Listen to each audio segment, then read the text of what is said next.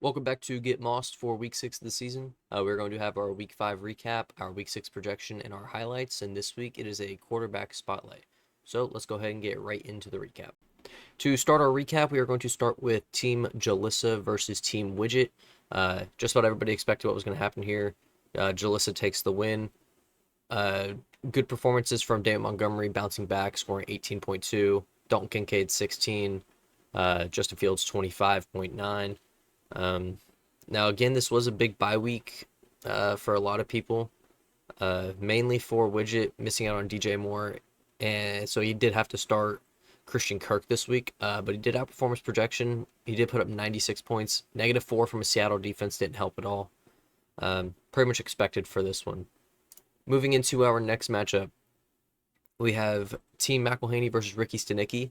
This was the upset of the week. We have no undefeated teams left standing after Ricky Stanicki scores nearly 160 points and McElhaney scores 135.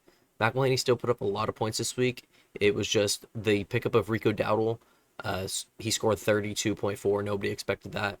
And Darren Waller continuing to show out from last week as well, scoring 18.8.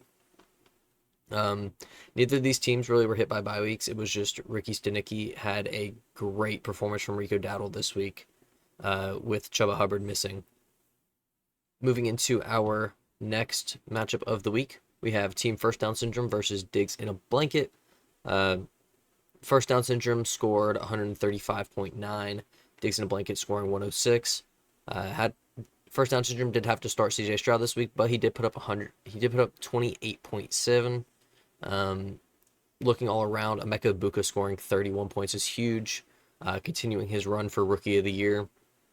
Looking over at the other side, he was hit hard by a bye week of Bijan Robinson, had to start Ollie Gordon, who scored 0 points, basically. He did put up -0.2, but is 0. So another expected win here for First Down Syndrome, sitting at 4-1, Diggs and Blanket 1-4. Moving into our next matchup, we have the downfall of Steelers of Joy continuing. Team Coop Cup Clan did beat Steelers of Joy pretty handily by nearly 21 points. Brock Bowers did not play this week. He was ruled out on game day. And he did have Josh Jacobs that had to sit.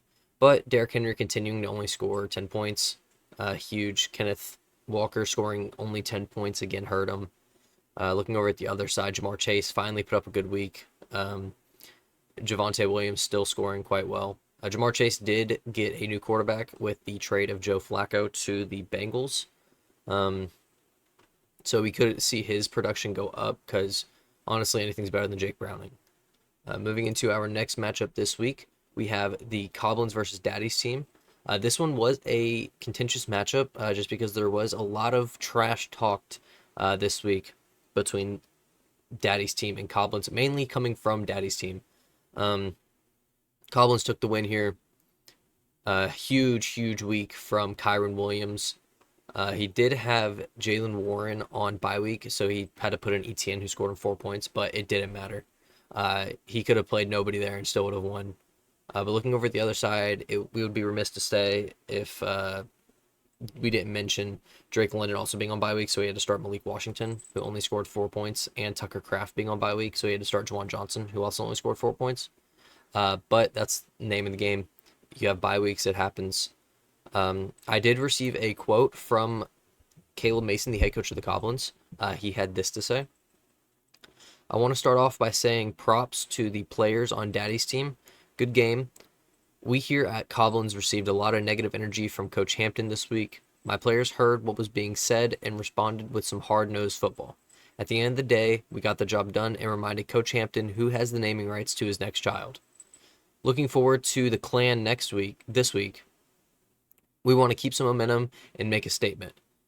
The guys seem a bit nervous, but May and Prater are as cool as cucumbers for some reason." So hearing that from the head coach of the Goblins, looks like his team is prepared for next week, going up against the Coop Cup Clan, who is currently sitting also at 3-2. Moving into our next matchup, this was the closest matchup of the week and came down to that Monday Night Football game. Jennifer Aniston won by 1.6 points. Um, it really all came down to the kicker on Monday Night Football. It was Cam Little. Uh, if he would have gotten one more field goal, he would have won this game.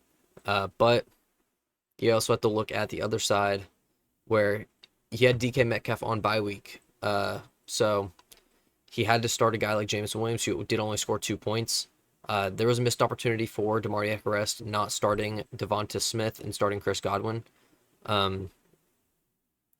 Also benching Jakrowski Merritt, who scored 27 this week. Big, huge missed opportunity. That's the second straight loss for Damari Ekerest, but we do expect him to bounce back. He's still a well-constructed team. That's going to be it for our projections. Let's go ahead and move on to our... Sorry, that wraps up our recap. Let's go ahead and move on to our projections. All right, let's go ahead and get right into our projections of the week. We have Coop Cup Clan facing off against the Coblins. As you heard from the Coblins head coach earlier, he is confident that his team will continue the momentum. Currently, the line is set at 7.5 points. This one is really a toss-up here. I think it could go either way. That being said, we are going to go with the projection here of the Coblins covering the spread. I think the Coblins get the upset this week, if you can even call it that. They're both 3-2. They're both well-made teams. We're going to go with the Coblins here for this week. Moving into our next week matchup, this one's going to be a blowout. It is Weston versus Chow. Damari Ekerest versus Widget. Damari Ekerest might score 175 points this week. Looking for a huge bounce back week after losing a tight game back-to-back weeks. I think he has something to prove, and it's going to get ugly. Moving into our next matchup for this week, we have Diggs in a Blanket versus Jennifer Aniston. Diggs in a Blanket currently sitting at 1-4, could use a big win this week. I don't think he gets it against Jennifer Aniston. Jennifer Aniston does have he has all of his players back this week. If we go look at his bench, the only player he has on bye week is Nick Chubb.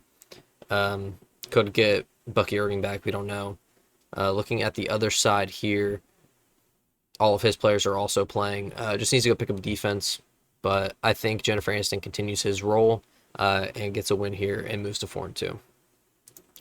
Moving on to our next matchup, we have Ricky Stanicki versus Jalissa. Ricky Stanicki has put up a lot of points this year, still sitting at 3-2, but has put up a lot of points this year.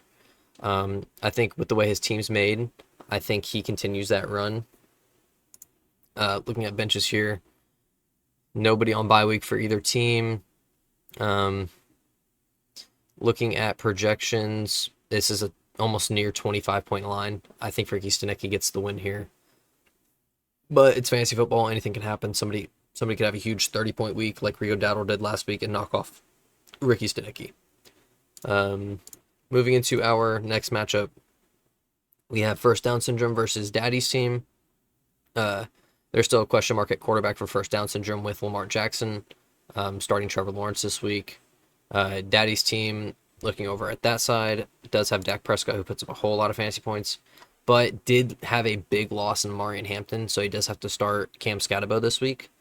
Cam Scatabo didn't put up a whole lot of points last week, looking to bounce back. Looking over at the other side, this is pretty much a full starting lineup for First Down Syndrome.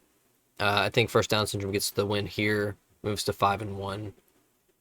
Moving to our last matchup of the week, and our closest projection matchup of the week. We have the 1-4 Steelers of Joy versus the 4-1 Team McElhaney. I think McElhaney continues to score a whole lot of points. And Steelers of Joy has been struggling a little bit this year. But with the loss of Justin Jefferson to bye week this week for Team McElhaney, he does have to lean on Romeo Doubs. I think we could see a big upset here with Steelers of Joy getting a win to get out of last place and knocking McElhaney to 4-1 after losing last week. He could lose 2 in a row. We are going to go with this as our upset of the week.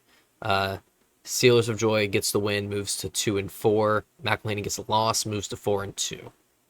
That is going to wrap up our projections for this week. And like mentioned in the intro, we are going to be doing a quarterback spotlight this week for the highlights. Hope you guys enjoy. After production wrapped on the show, we did receive this message from Matthew Farley, the head coach of Ricky Stanicky. He said, "We are proud of our team's resounding win over the previously undefeated Giant team McElhaney. I'm proud of how we bounced back after our heartbreaking loss to Coop Cup Clan. I feel like we can keep that same energy for Jalissa this week." Now to the highlights. Starting off this week for our quarterback spotlight, we do have Drake May stiff-arming a defender, firing to Stephon Diggs while he's falling, getting the first down in a big upset win. Now we have a little bit of trickery here. We have Montgomery firing for a touchdown out of the Wildcat formation. To keep with the trend of trick plays, we're going to London this time. You have Cam Akers in the backfield taking a snap, running, fires over everybody to the end zone. Touchdown Vikings. They did win this game in a thriller. Now going to our play of the week, we have Trevor Lawrence in a tight game against Kansas City. Going to drop back, tripped up by his own offensive lineman, stumbles again, rolls out, somehow dives, finds his way into the end zone for a huge upset win over Kansas City.